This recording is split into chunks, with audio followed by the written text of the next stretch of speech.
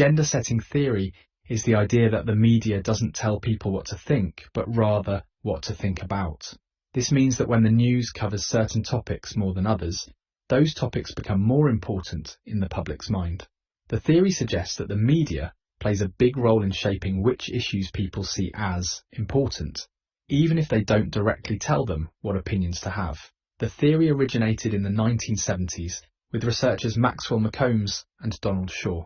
They studied how the media influenced what issues people talked about during elections. By comparing the topics in the news with what people said were important issues, they found a strong link. This showed that the more the media talked about something, the more the public saw it as an important issue. One clear example of agenda setting is the coverage of climate change. For many years, the media didn't focus much on climate change, so it wasn't a top concern for many people. But as news outlets started to report more on it, the public began to see it as one of the biggest global issues. Similarly, during elections, when the news covers certain policies or candidates more than others, it can make those topics or people seem more significant to voters. One strength of agenda-setting theory is that it explains how the media influences people's priorities. It helps us understand why some issues, like healthcare or crime, are seen as more important at certain times.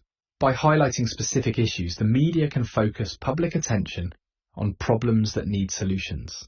This can lead to important discussions and even changes in policy. However, a weakness of the theory is that it assumes people only get their information from the media. In today's world, people also get information from social media, friends, and other sources. The media is no longer the only place people go for news, so its power to set the agenda might not be as strong as it once was. An alternative to agenda-setting theory is framing theory. Framing theory suggests that the way information is presented, the frame, influences how people think about it. For example, a news story about job losses can be framed as a sign of a bad economy, or as a temporary setback.